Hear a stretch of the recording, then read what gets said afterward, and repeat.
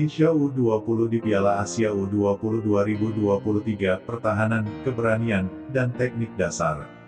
Pelatih Timnas Indonesia U20, Sintayong, tampaknya memiliki beban yang begitu berat untuk membereskan pekerjaan rumah timnya pada lanjutan grup A Piala Asia U20 2023.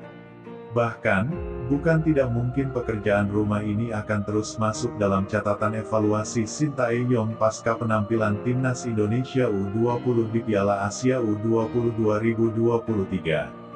Sebab ada sejumlah kesalahan elementer yang diperlihatkan Timnas Indonesia U20 saat dihajar 2 gol tanpa balas oleh Irak U20 pada laga pertama grup A di Stadion Lokomotif Tashkent, Rabu, tanggal 1 Maret tahun 2023. Kesalahan-kesalahan yang bersifat mendasar ini tampaknya juga memperlihatkan potret buram pembinaan pemain usia dini di Indonesia. Berikut bola.com menyajikan ulasannya. Kesalahan elementer. Jika melihat ulang laga Timnas Indonesia U20 melawan Irak U20, skuad asuhan Sintayong masih saja melakukan kesalahan-kesalahan mendasar yang semestinya menjadi teknik dasar dalam pembinaan usia dini. Mantan asisten pelatih Timnas pelajar Indonesia, Edi Prayitno, menjelaskan bahwa kesalahan-kesalahan seperti ini semestinya sudah tak terjadi di level tim nasional. Pasalnya, kesalahan dalam melakukan operan dan kontrol bola ini kiranya sudah menjadi tempaan para pemain di level sekolah sepak bola SSB. Masih banyak sekali kesalahan-kesalahan elementer. Misalnya, salah oper dan salah kontrol. Itu kan kesalahan yang sifatnya sangat elementer sekali, kata Edi saat dihubungi bola.com, Kamis tanggal 2 Maret tahun 2023. Passing dipotong lawan. Bisa jadi itu bukan semata-mata salah para pemain. Itu adalah kesalahan masa lalu, kenapa hal-hal seperti itu tidak dibenahi dengan baik. Ibunya, perbaiki kesalahan di lini pertahanan. Selain itu, ex-juru racik Persikama Magelang ini juga menyebut aspek pertahanan menjadi salah satu tugas terberat yang harus segera dibenahi oleh Sintayong. Pasalnya, koordinasi dan organisasi pertahanan masih memperlihatkan celah. Tak hanya itu, kedisiplinan pemain bertahan juga sangat penting untuk mengantisipasi serangan lawan. Aspek paling utama yang perlu dibenahi adalah pertahanan. Terbukti bocor 2 kali. Bahkan, gol kedua tercipta saat melawan 10 pemain Irak, ujarnya.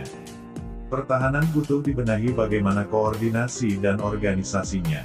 Selain itu, kedisiplinan juga harus diperhatikan, ex-pelatih diklat PPLP Salatiga ini menambahkan. Kecerobohan. Ia juga menyoroti kecerobohan pemain bertahan Timnas Indonesia U20, Frankie Misa, yang melakukan pelanggaran di kotak penalti hingga wasit menunjuk titik putih.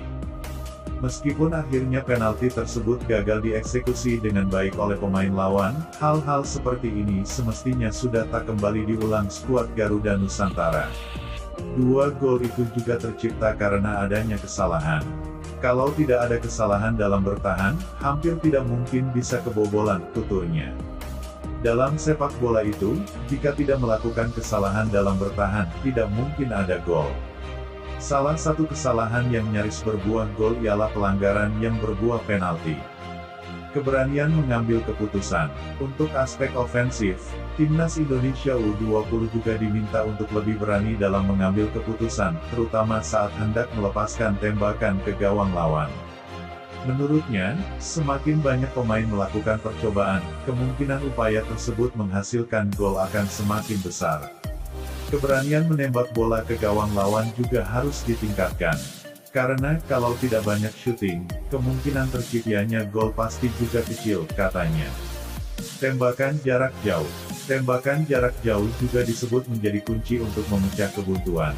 Hal ini adalah solusi ketika Arhan Fikri dan kawan-kawan menghadapi permainan lawan yang cenderung defensif.